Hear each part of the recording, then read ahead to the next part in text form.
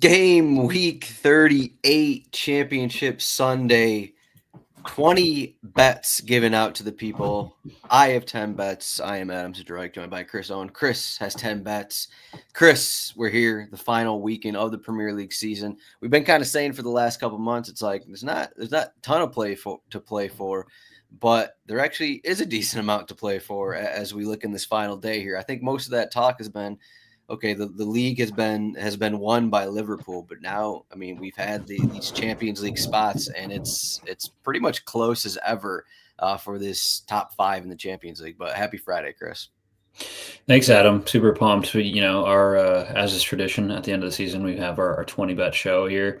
Got pretty tight last season, I know, and I'm looking forward to giving another 10 bets on my side.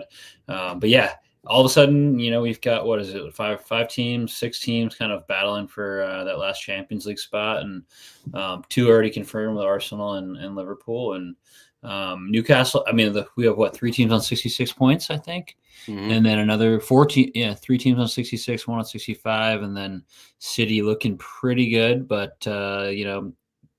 not necessarily a tough matchup, but a matchup with Fulham that they should be able to get all 3 points. So I feel like it's 5 teams for 2 spots, kind of. So yeah, I mean, you're giving Man City the win here. I wouldn't actually give Man City the win right away, as we'll get talking here, but it might be a teaser to my later bet, but yeah. Yeah, on 68, if Manchester City do lose, they are in risk of actually finishing. They would still be above Nottingham Forest. I guess it'd still be. I guess Chelsea would. It basically be Newcastle, Chelsea, and Aston Villa all have to win for Manchester City. A Manchester City loss to have them in 6th place. So. It's possible. It's possible. It's one of the, obviously they're on 68 points, one of the least likely things, but we still have some teams, playing for some pride. We have, we'll talk about it as we get to some games here. Actually, let's get to the games because we're going to talk about each of these teams and each of their motivations, but we still have the top 8 here. So Brighton are on 58 points, Brentford 55. There's like a very minimal chance still that the 8th place team gets conference league, but it's very minimal. So I'm not even sure how much Brighton and Brentford are actually putting into that, but we'll see. We still have maybe some top half table teams, but rotowire.com/soccer. You can go to the betting pages. We also have a bunch of betting articles. We got DFS, we got FPL, we got Fantrax, we got Sleeper. And we got odds up, comparing odds at a bunch of sites. And we have a subscription for YouTube fans, YouTube 15. And that is YouTube 15% off every RotoWire subscription. We're going through all 10 matches here. They are all at 11 a.m. Eastern. And we're going alphabetically. We're starting. Chris, are you ready? Are you ready here? I think I'm ready, yes. Okay, Chris thinks he's ready. First here. Yeah, I'll read. I'll go. We'll go the usual route. I'll read off the odds. We'll go the usual route. I was just making sure before we started. Excited there. Sorry. All right, we got Bournemouth at home -310 to win against Leicester City +750. Leicester City said goodbye to Jamie Vardy. He is not going to be playing in this game. It's probably going to be Patson Daka up front, but the bigger thing I think for Bournemouth here, they don't really have a huge bench, so it's not like this is a team that's going to be rotating a bunch, but Lewis Cook got a suspension on Tuesday against Manchester City. They're already without Ryan Christie, so they're kind of down basically a defensive midfielder. Depending on if Alex Scott returns, he busted his jaw against someone. He busted his jaw a week or so ago, but they have some questions there in the defensive midfield, which is kind of what I had some questions going into my bet. But what do you think? Leicester have actually closed the season pretty strong. Then again, so those wins have come against fellow relegated teams, and also they're at home. So, yeah, and I mean, Nottingham Forest, that was a good result for them. So, as you recall, but yeah, this is an interesting one. Alex Scott, I was reading is gonna have to wear like a full face mask. Yeah. He I'd be like broke surprised his. if he starts. Yeah. Yeah, it seems like a kind of a pointless reason to like make a guy start the 38th game of the season and like broke his jaw in a full face mask. Like maybe just give him the match. I don't know, but yeah, this one was certainly pretty tough. Bournemouth super heavy favorites at -310 money line. Leicester, playing a little bit better. I think this one gave me a little bit of fits, but I'm gonna go. I tried to make each of the 10 bets different than the other bet. So I had to get a little creative with some of these, and this one happened to come at the end. So I'm actually taking Leicester's over for the over corners for the game. I think it's set at 3.5. I looked back at them, and it's kind of dicey whether you actually want to take that because they take so few corners. I think just given the end of the season here, we'll see. Leicester playing it slightly better than they have all season. Bournemouth maybe with like barely hanging on to the rest of the season. I like Leicester over 1.5 in first half corners. So they only need 2 corners. It's -105. This is a bet that you just kind of expect, like maybe because there's nothing to play for really kind of both teams, I guess, that you come out and you see a back and forth match to start the game, and then maybe it peters out at the end of in the second half when like you start to bring on like these young players or players who have been at the club for a long time that maybe might get replaced or something like that. So I think the first half will be good, and then we'll kind of peter out in quality later in the second half. Yeah, it feels like a lot of these games without the teams playing for Champions League, we are going to get like the 70th, 80th minute. It's just going to be a little okay. These teams are passing it a little back and forth. I don't think we're going to get like okay, here's a goal in the 70th, here's a goal. Like Yeah. I don't think we're going to get that from some of these games like this. It's going to be like okay, we put it in for 45, maybe a little bit in the second half, and as you said, once some subs, I know Leicester will probably bring in, I think Jeremy Manga, he's a 15-year-old, bring in players like that, just give them Premier League minutes, and that's kind of when things die down a little bit. But Totally. I also had kind of a difficult one just because I looked at a few Bournemouth things, but I just think I put in Ben Winterburn to start here in the midfield. They don't really have someone else here. If Scott, Cook, and Christie are out, they don't really have, unless they move back Tavernier or something like that. Or David Brooks, something like that in the defensive midfield. But why not just give Winterburn, who started a couple FA Cup games, why not just give him a start in this game? I think that might be the most reasonable route. And I also think Leicester have been playing okay. It was only a couple weeks ago I suggested Leicester double chance at Nottingham Forest and ended up not taking that. But I'm going a different route. First bet of this show. Evan Nielsen, anytime goal scorer. That's right. We're doing a goal scorer bet here. He's +105 to score. I think as we look at the thin bench for Bournemouth, and Evan Nielsen seems maybe almost, one of these guys. Kluivert's been getting subbed off early, so I'm feeling like at least 80 minutes for Evan Nielsen. Seems like the most likely to score for Bournemouth. We're going against Connor Cody. We're going against Vout Face. Like, he can score against these guys. We're getting plus odds. Evan Nielsen to score +105. I didn't want to mess with like Bournemouth overs. Let's just get maybe he scores the first one and I don't have to sweat this one too much. But Evan Nielsen, anytime goal scorer +105. Chris has Leicester City over 1.5 corners in the first half, -105 odds. What do you think about Evan Nielsen? Yeah, I would love to see him just like net one in the 10th minute, get that first one on the board here for the day. +105 is kind of I thought maybe like +140 for any of like the Bournemouth goal scorers, but maybe they're just taking into, like you said, Vout Face and Connor Cody. We're not too far away from Connor Cody formerly being a pretty good defender, but those times have changed. Formerly being a pretty good defender. But yeah, those times have changed. And yeah, this is my lead. I will not have this one on the many screens I'll have going, but I'll be tracking it. Yeah, Evan Nielsen +105, Kluivert's -105. If you want to get spicy, Tavernier is +270. Something like that. He's on set pieces. But we got to move along here. So the next game we have is one that has some meaning here. Fulham are at home against Manchester City. Manchester City, the odds have been going a little up and down here, but they're currently -155 to win. Fulham are +400. The draw is +320. Kovacic got the suspension on Tuesday. We'll see what the City group looks like. They had the FA Cup final. They had the Tuesday game against Bournemouth. Fulham, not really anything new for them. Anthony Robinson's been dealing with a minor knock, but he did start last game. Manchester City have scored 12 goals in the last 3 meetings between these teams. How is that going to come into play in this matchup? I think it comes into play because they're going to win by a few goals.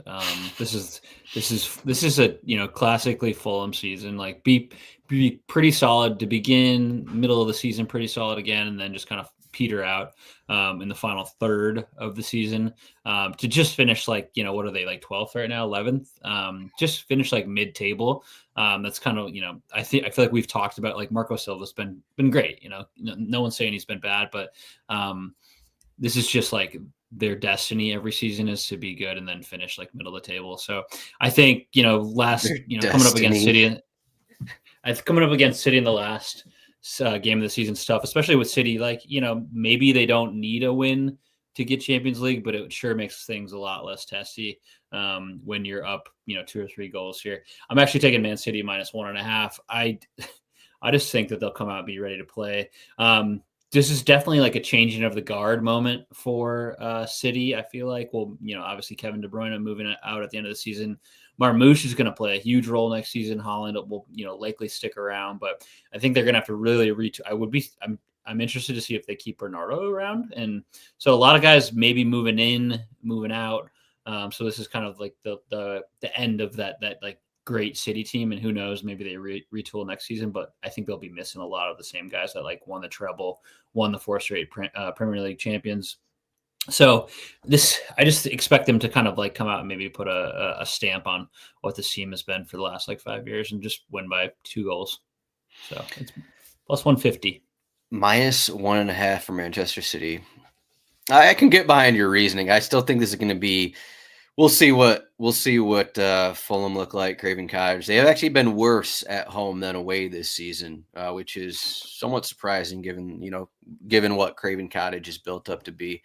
But Fulham, similar to these recent teams that Manchester City are playing, they play a bit of a low block. And the difference is that they're usually in the 4-2-3-1. I wonder if they're going to move to 3 center backs. Again, this is the final match of the season. Doesn't have a ton of meaning. So how many games is Marco Silva going to play? Is he going to move to 3 center backs and kind of match what Crystal Palace do? I think that might come into play here with how the match goes. But I do think this is the swan song here for De Bruyne. We know we had the swan song for De Bruyne in his home game. I think it was Wednesday night, Thursday night. They had the De Bruyne farewell party. We seen the pictures on Twitter. Well, I don't know. You follow all the Liverpool accounts. I don't know if you've seen those pictures, but oh yeah, I follow. I'm like a 14-year-old on Instagram. I follow all these ridiculous accounts. I think I saw Jack Grealish stayed later than De Bruyne. He was like the last one at the party. Haaland was there till like 1 a.m., something like that. I think must have been Wednesday night. Yeah, I was talking about leopard can't change its spots, and Jack Grealish loves a late party. Yeah. So I'm going to the swan song here. Kevin De Bruyne, 3+ shots, +110. The odds, I don't think the odds have actually adjusted to what he's been doing. He has 12 shots in the last 3 games. I don't really care if maybe he's getting tired because he's playing all these minutes now. I don't care if he plays 70 minutes again. I think Man City just going to be one of these games where they're kind of sitting in the attacking third. De Bruyne is going to get the ball near the top of the box, and he's been unleashing shots. These last 3 games have been with Erling Haaland. And, I mean, we're getting plus odds here for KDB in his final game in a Manchester City kit. He blew the goal against Bournemouth last game. He should have scored a goal there. Maybe he's going to score again. I didn't go as heavy on a KDB anytime goal scorer, but just 3 shots. Not a crazy bet here. +110 odds. Chris, you have Manchester City -1.5, +150. Do you think KDB scores in his final game here? It would be poetic. I think even if you're not a fan of City, you should be a fan of Kevin De Bruyne. Like probably the best, not probably the best midfielder of the past 10 years in the league. So big shout out to him. And I like the 3 shots here. I definitely like, my one concern would be, does he come off in the 60th minute? And like Pep just throws on another mid, but we'll see how that goes. I'm sure he doesn't last a full 90. Yeah, I have 0 concerns. I think he's getting 3 shots in the first 45. Coming out ripping. Ripping. We'll see. We'll see what the midfield looks like for Fulham. If Berga and Lukic both aren't in there for Fulham, I think that would be another boost up for Manchester City and any Manchester City bet. Maybe the least exciting game is next up here. Ipswich Town are home against West Ham. Ipswich Town plus 200 to win. West Ham are plus 120. The draw is plus 280. Ipswich Town, pretty much the same injuries they've dealt with. West Ham, pretty much the same injuries that they've had. Not really a ton of changes. Graham Potter has said he's not really going to change too many things up. There's no reason to in the final match of the season. Ipswich Town just trying to get something from their final Premier League game. And, we'll see when they get back. But McKenna did stay at his press conference this morning that they've allowed Liam Delap to converse with other teams already. So he may not even be playing in this one. George Hurst has been starting. So they haven't really closed the season all that well, but it's not like West Ham are playing well. What is the move here? What is the move to bet this game between two bottom half table teams and two pretty inconsistent and not all that exciting for the most part teams? I like how you said they haven't closed the season all that well. Well, they didn't open the season well. They didn't do the middle of the season well.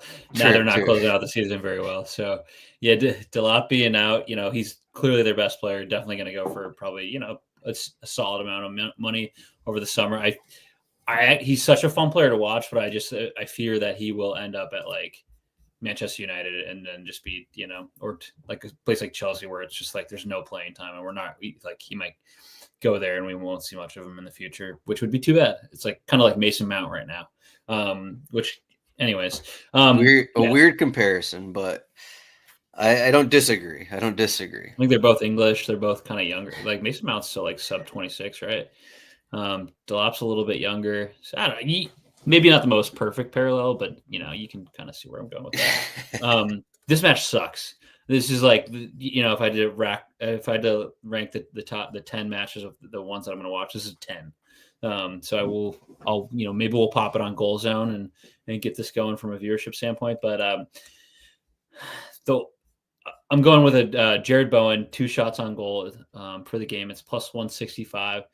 They played much earlier in the season. I believe it was in the fall. Jared Bowen had 5 shots total, three shots on target last time, again, in the same matchup.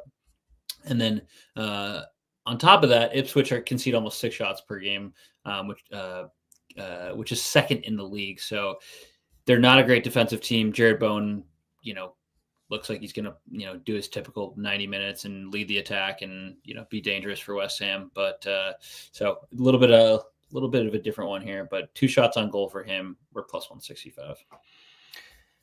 2 shots on target for Jared Bowen. Yeah, not a crazy bet. This feels like kind of like we talked about with that Bournemouth Leicester one, where 70 hit the 60th, hit the 70th minute. Maybe nothing much happens after that. Maybe you get Ipswich Town just living off the crowd a little bit. The tractor boys are coming alive, kind of thing. A couple weeks ago, I took West Ham draw in a game, and it did not hit. But I'm actually back for a draw bet, Chris. I'm back for a draw bet. We got plus 280 odds. We're at draw. Ipswich, West Ham draw plus 280. Maybe feels kind of nervous here trying to get a point from Ipswich, who haven't got a ton of points this season, but I still don't think West Ham want to win. I said that when who did they beat? It was against Manchester United. I took the draw bet. They won that one 2-0. I don't think we're going to get the same result here. I think it's going to be a 1-1, 2-2 kind of game. I think both teams, maybe it'll just finish 1-1. It'll be like, okay, one of these teams gets an early goal, and then another team just fights a little bit and gets another one. And if it finishes 1-1, nothing too exciting. Both teams finish 10 shots kind of a thing.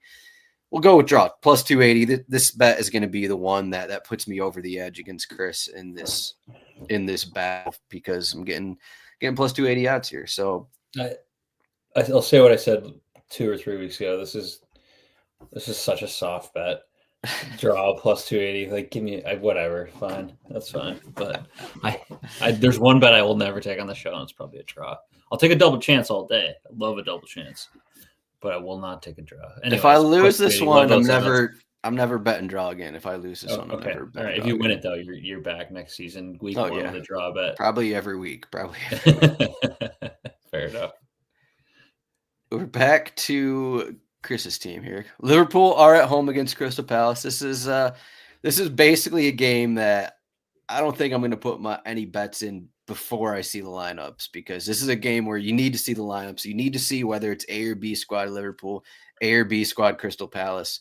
And then in the end, maybe it doesn't matter for however you're going to bet this one. But I'm kind of surprised here. We're getting minus 255. I know it's a season home finale here, but minus 255 for Liverpool to win. Crystal Palace are plus 550. Draw is plus 475.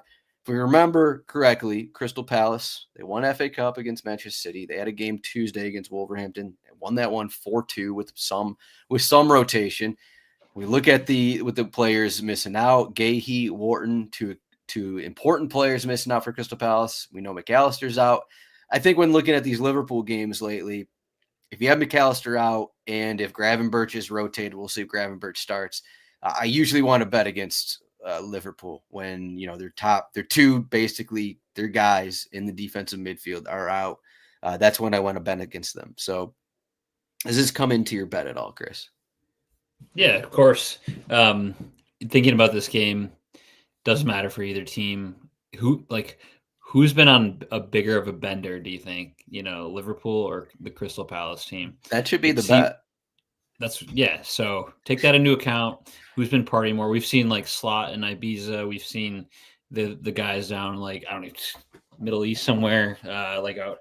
They've been all over. They have not. I feel like they had a week off. Liverpool did from training. So like both teams just kind of riding the vibes right now. I would say Crystal Palace riding the vibes a little higher, just in terms of playing, because they were able to win a cup and then win a game after. Liverpool have not won a game since they won the trophy against Tottenham 3 games ago. They've taken 1 point. That was against Arsenal, the 2-2 game at Anfield. But other than that, they've looked like they just simply do not care, which is fair play to them. I am on Crystal Palace double chance. It's plus 205. So win or draw for them. The absence of a couple players here is tough for them, but we're going to see Macca's already out. We're going to see some guys probably you have Harvey Elliott in the starting lineup, which I kind of love. We'll see if this is maybe his last appearance for Liverpool or not. But this is purely like a vibes game here. This is like a knockabout, like on a Sunday morning that you don't really want to go to, but you got to go play it anyways. And maybe you had a big night the night before and you just show up and it's maybe 5-5 at the end of the game. So we'll see. Yeah, it really just seems like the odds are just so heavily into Liverpool being at home. Their trip to Ibiza was last week, so I guess you kind of look at it like that. And because they had that Monday game against Brighton, so okay, they played Monday, and you just look at a light week of training. Now they're at home. I don't know. I don't really know what their mindset can't be that high in terms of really, putting everything into this game. And then Crystal Palace, they had all these turnarounds. So from what I saw, I was trying to look it up, but I saw Glasner and the coaching staff took a one-night trip to Spain or something on Wednesday, I think it was. So the coaching staff took a little, 24-hour vacation, it seemed like. So you have that in there. And then their trophy celebration I saw is going to be on Monday. So you have all these things going here. Again, I think it's just going to be what kind of lineups are we getting. I do think Crystal Palace are going to put a lineup in. They did rotate a bit Tuesday. You can grab a point against Liverpool, then okay. I guess that maybe that's what the motivation is there. And that's why you're taking the bet. I really like the odds on double chance there, plus 205, plus 215, whatever we're getting. I'm just going goals is what my bet is. We've seen these Liverpool games where, a little looser in the defensive midfield, a little, rotation on the back line, not the same intensity, and similar to Crystal Palace coming off that 4-2 game against Wolverhampton, just a little more open here. So over 3.5 goals, both teams to score. We're getting plus 102 odds. Whatever this ends up being, 2-2, 3-2, 4-2, 5-2, 7-2, 10-2, whatever it's going to be. I just think over 3.5, both teams to score, plus 102 odds. I also kind of like Chris's bet a little more here. Crystal Palace double chance is really good odds at plus 215. But how many goals are you thinking in this game? I think 4. It's been 3-1 against Chelsea, 2-2 against Arsenal, and then 3-2 last weekend against Brighton. We're getting 4 goals at least.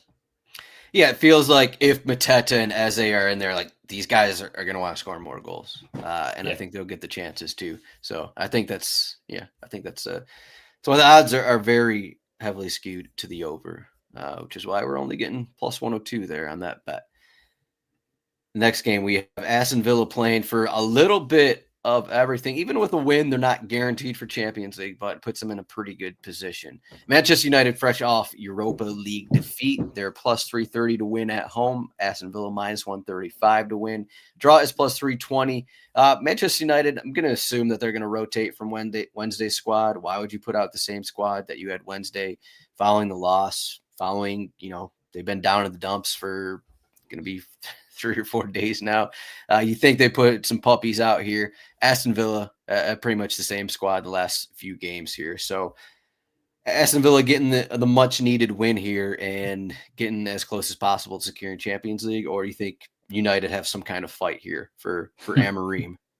Do they have some kind of fight? They just played like absolute crap in a Europa League final. They're 16th on the table. They played okay. They just couldn't score and get around Tottenham's defense that sat back. Vaunted Tottenham defense.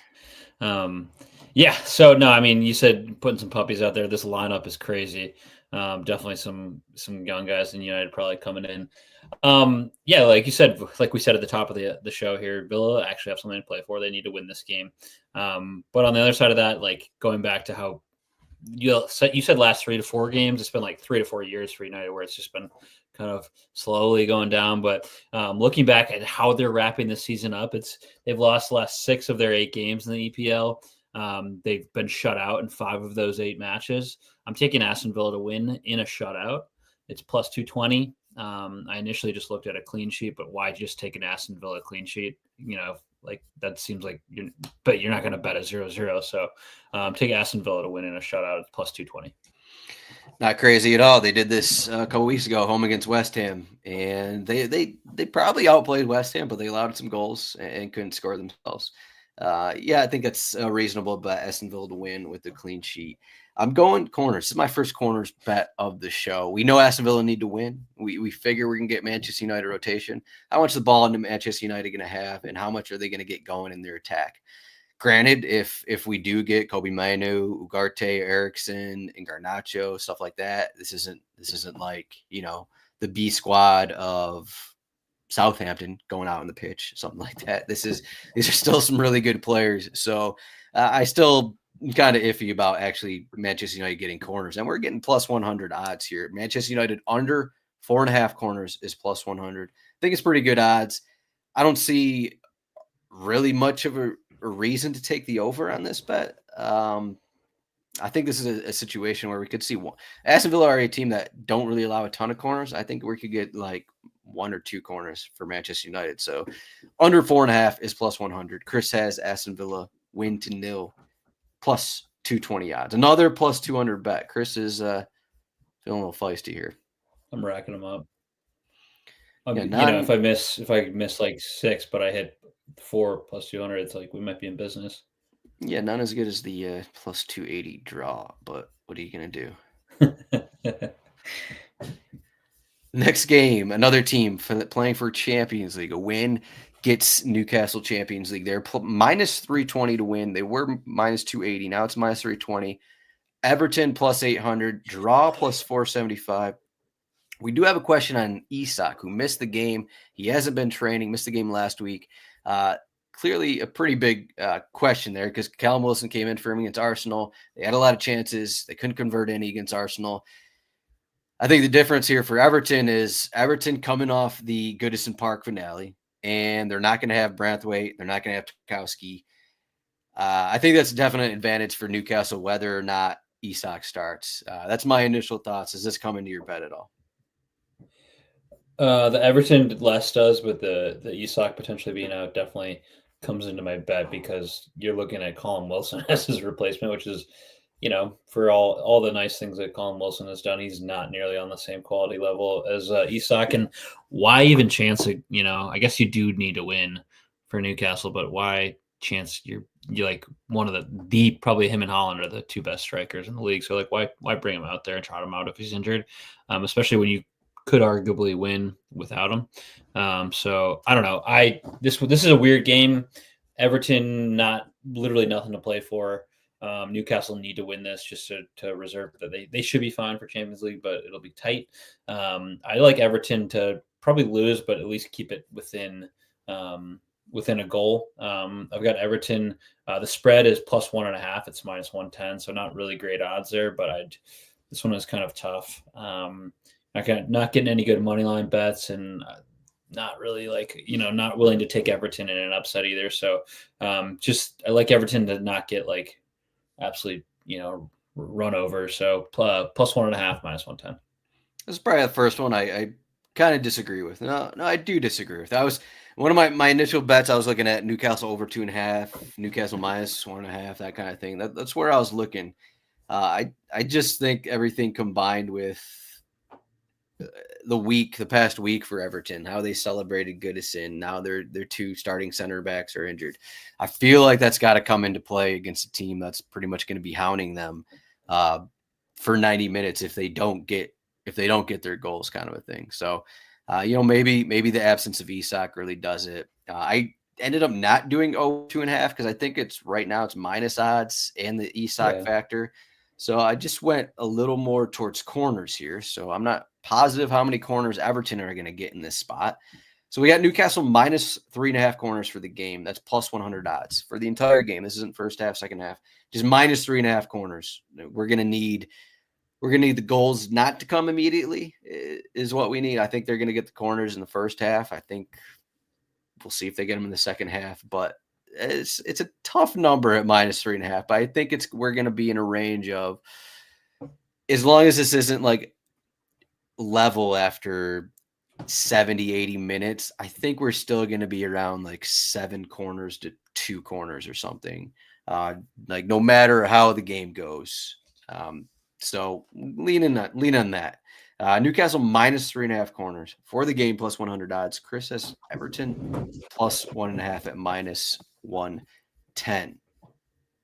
Game number 7 is conveniently, maybe not conveniently, no coincidence, but the biggest game of the weekend here because both these teams have something to play for. And the winner, I guess Nottingham Forest technically isn't guaranteed to be in the Champions League spot, but it will help. Chelsea win gets them a Champions League spot. A Nottingham Forest win guarantees them 6th place. We'll see what happens in the other games, but Nottingham Forest +215 to win.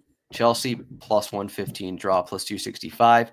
The news this morning, we got note of Murillo picked up a little bit of an ankle issue. When he has missed out this season, Nottingham Forest haven't been great, so that'll be something to monitor.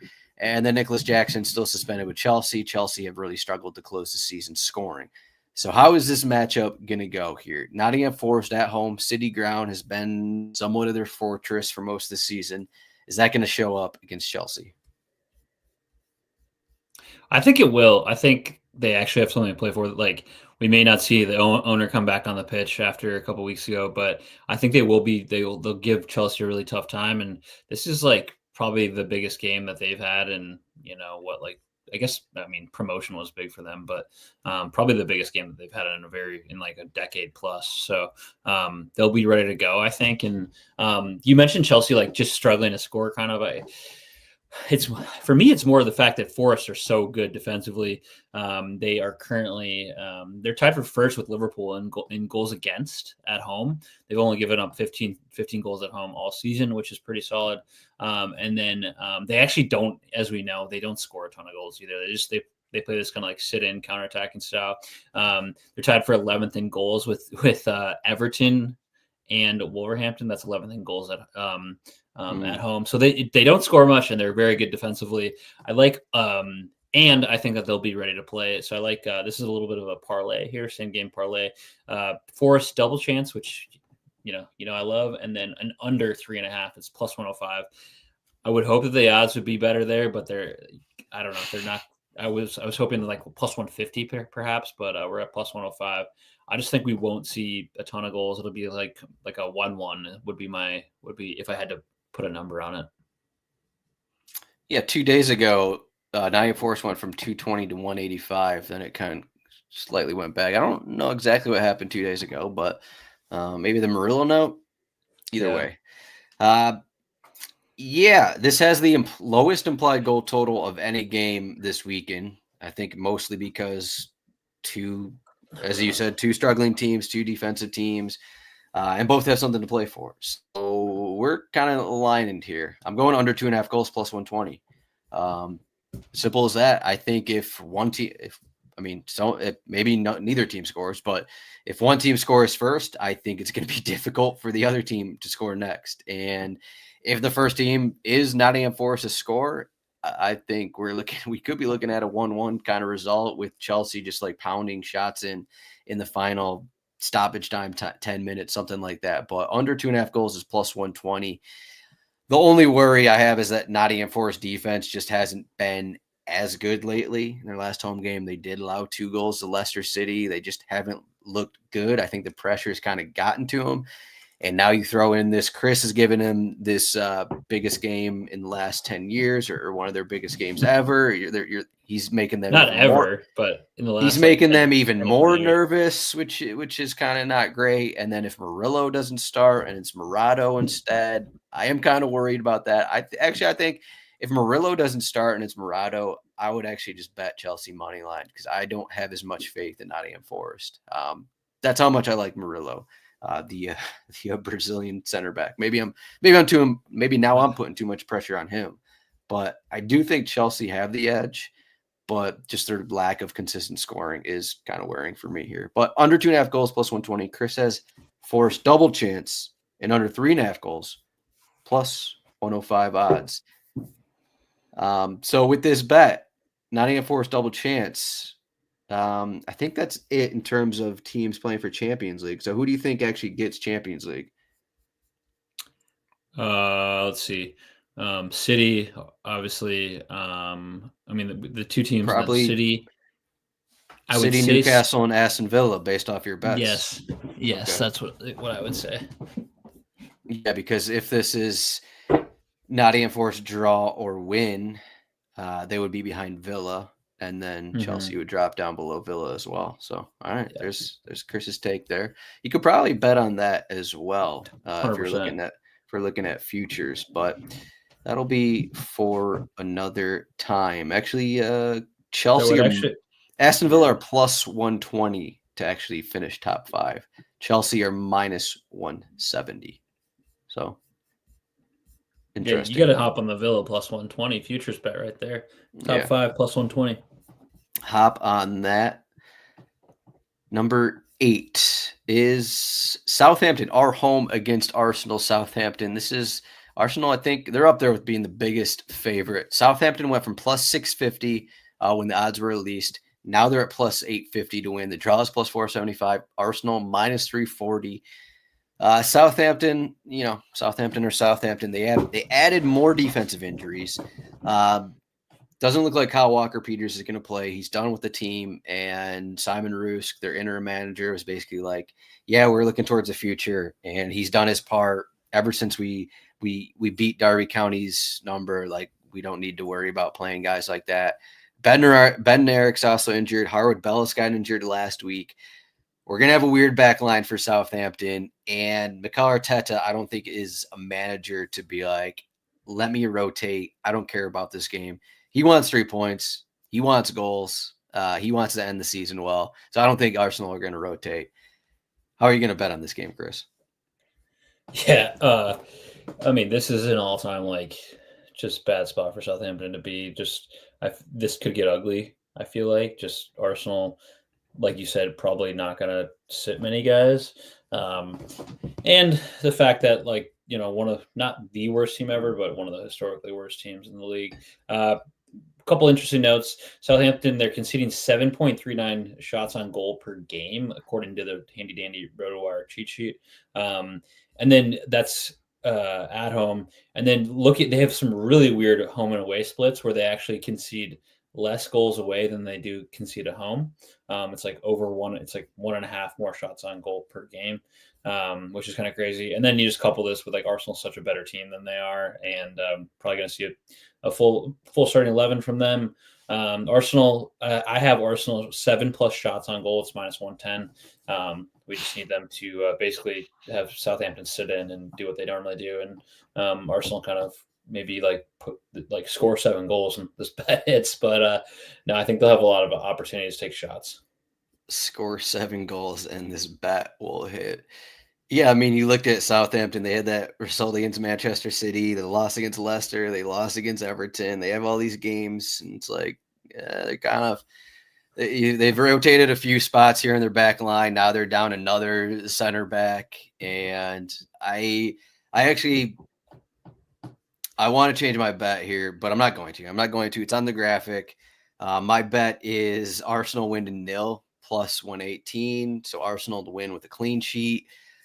It's going to be a game where, going along with Chris's bet, we're going to get 20 shots for Arsenal. We're probably going to get like 3 shots from Southampton, unless Arsenal really take their foot off the gas and it isn't complete domination. It's going to be similar numbers to the Manchester City game, I think. Unless it's like, okay, 4-0 and then things are really open. But Arsenal win to 0 is +118. The other bet I was kind of looking at, so Saka's +120, but I think if Mikel Merino starts in like that false 9 role instead of Trossard, he's +220 to score. I really like those odds. If he's going to start, in the front 3 and he's +220 to score when Martinelli's +155, Saka's +120. I kind of like those odds, but we'll go Arsenal win to 0 +118. Chris has Arsenal 7+ shots on target -110. Do you have to dig deep for this one? I don't think we've ever taken something like this. Sort of. I just kind of was like, how can I take Arsenal completely dominating this game and put it into a bet that isn't like a, huge goal bets or a big over or something like that? And I was like, it's got to be shots. So yeah, I didn't have to dig too deep. It's what is it? It's in team props on DraftKings, I think. So it's not too hard to go find it. I think I've taken undershot props before, but it's on a different sports book. So, but you can take overshot props over on DraftKings. We usually use DraftKings, and if something isn't there, we'll go somewhere else to find the correct numbers. All right, Chris. I think the funnest game of the weekend is this next one. Maybe we should spend like 30 minutes on this one. Tottenham, fresh off the Europa League final. Tottenham. Oh, all right. Let's get the odds. +320. Look at this line movement. They were +215. Now they're +320 to win. I mean, we should have bet on this game a week ago here. Brighton are -140. The draw is +340. We know what happened here. So Tottenham, they won. They celebrated. I read a tweet that some players didn't sleep Wednesday night. They celebrated some more. They flew back Thursday. They have a parade today. Their parade for the Europa League final is today, is Friday. They had a light training, and then they're going to have a parade. And then Saturday, I don't know, another light training. Either way, we're going to get a rotated side. We know that. Is it going to be the same rotation that we saw? Actually, I got to remove Son from this lineup. Son is not starting. He's been one of these partiers. I got to remove him from this lineup. Son will not start in this final match. You can tell from pictures he's a big partier. So either way, I think you have to be on. I think this is like Brighton 5-goal bet here. What's your bet? Yeah. The over on this, the over 3.5 is -125, which feels appropriate. It should be like -150. What did I take? Yeah, this one I wanted to take more goals. Over 4.5 is +180. I've never taken it over 4.5 on this show, so not going to start today, but it seems like we could. I'm taking Brighton race to 5 corners +105.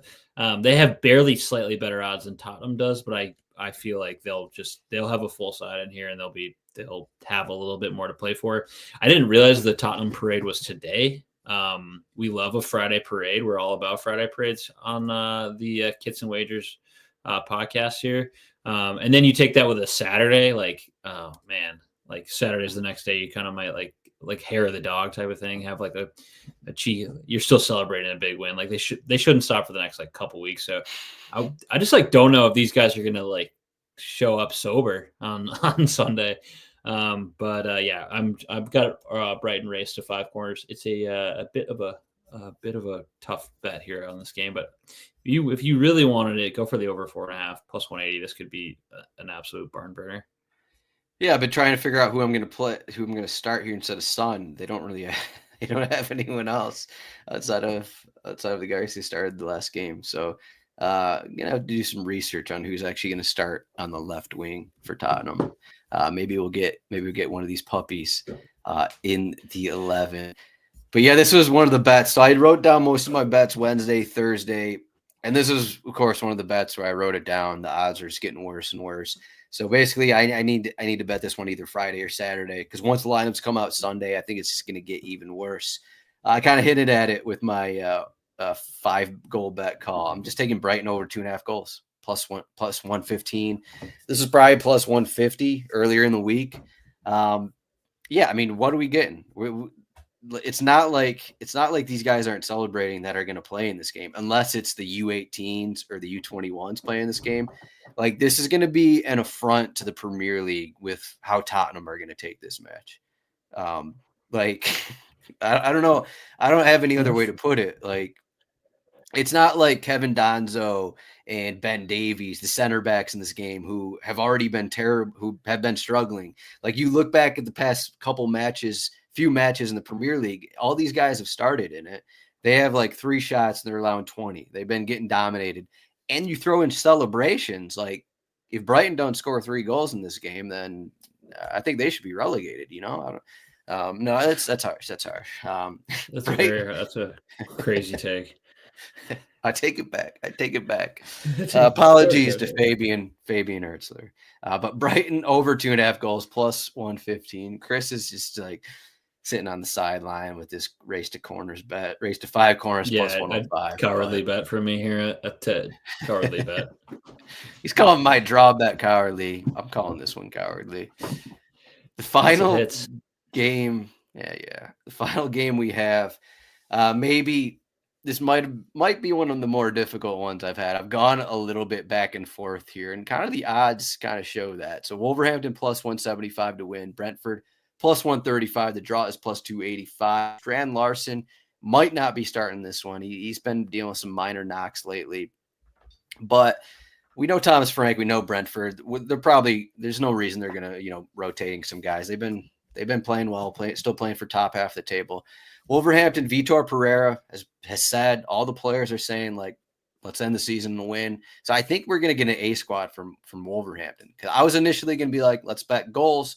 But I think if we get an A squad for Wolverhampton and they actually play like they have been playing with this A squad, which is like Nottingham Forest light, very defensive, I didn't want to bet over. So I think that's why this is one of the more difficult ones. We could get just like these teams both are playing their A squads and it's like a normal game in the middle of the season, but it could also go off the rails. So what do you think? Off the rails or a little more tight, I guess you could say?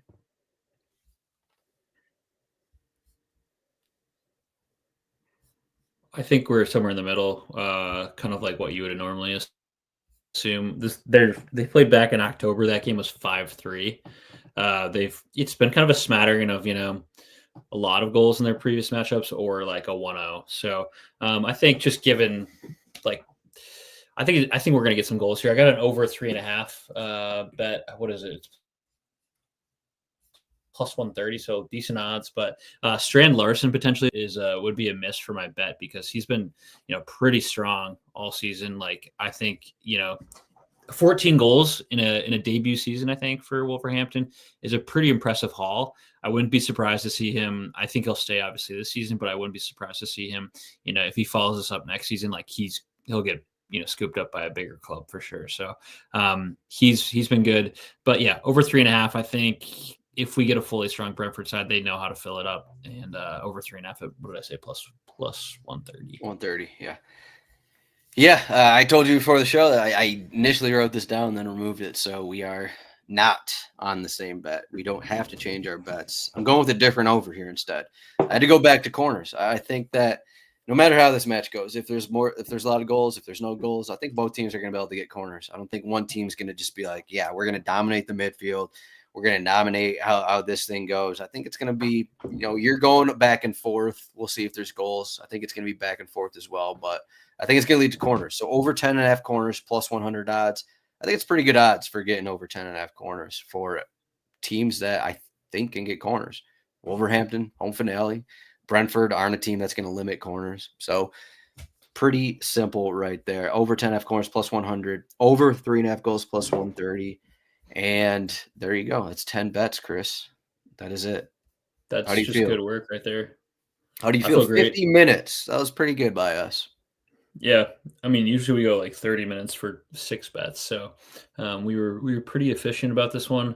I will say we didn't do any futures bets at the beginning of this season, and we're gonna I think all mine hit. I'm 10-0 on my futures bet too. Nice, good call. Love that. We're gonna have to bring those back next season because I think those were usually a nice review at the end of this show. So, but I will say, as is tradition, this is smoking in wagers or kits and smoking. Smoking birds. Smoking birds. We'll be smoking some birds. I got a big old pork butt that I'll be putting on the smoker on Saturday night. And so we it's we'll be popping a little champagne for the title. We'll be smoking some pork butts Saturday into Sunday. It'll be 18-hour smoke planned or what? So quick 12 hours of smoking. You got a smaller one? How many pounds you got?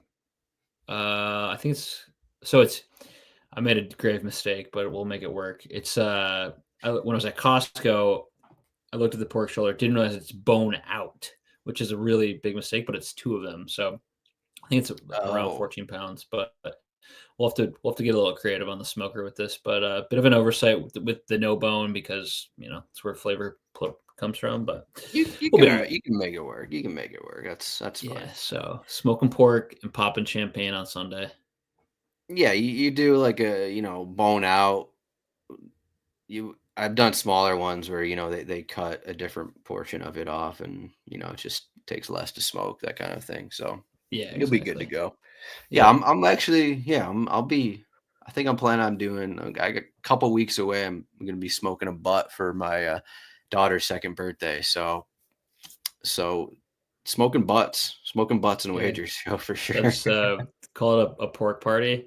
Love that. Pork party. Yeah, that's what we'll call it. But Chris, here are the 10 bets. Good luck. I guess is what I have to say to you. Good luck on your 10 bets. If you're watching on YouTube or Twitter, got them all on 2 graphics here. But who do you think is going to win here? The league? No, who do you think is going to win? Oh, between you and I? I don't care about the league. I think I won. I think I won last year, right? You won last year. Do you recall the results of that? I have the results. I can't remember them though. Maybe you can remember because But I think I did win last year. So I think I run it back 2 years in a row. Okay. I did lose I know for sure that I lost 2 years ago. So and probably the year before. So I think you're 2-1. Sounds right. In these Gameweek 38 bets, and I'm hoping to even things up. And I got a couple. I need these plus 200 bets to hit. That'll get me going. I feel really good about probably 6 or 7, and then not really good about a few. But I still feel okay about all of them. Is what I'll say. Nice. I like it. That's good. That's strong. But Chris, that's all we got. YouTube 15, YouTube 15% off over at RotoWire. Here is the last cheat sheet of the season. Here's everything all on one page. Arsenal, the biggest favorite. It's been a fun season, Chris. We've had a break. We had some breaks. We've had a little bit of everything, but we fought through for this final show. And now you have to go put in another shift. And now I have to do another hour-long show in a little bit. So we just keep churning. and that's how it goes, I guess. The work never stops. We'll be right back. It'll be June will pass and be July, and we'll be ready for August. So this it never ends. Thank you, everyone, for watching. Make sure you give a thumbs up to this video. We'll see everyone next season for another version of Kits and Wagers. Chris, good luck, but not good luck. I'm going 10-0, so you're gonna need to go 10-0 as well. Is what it comes down to. So the math checks out. I like your math there.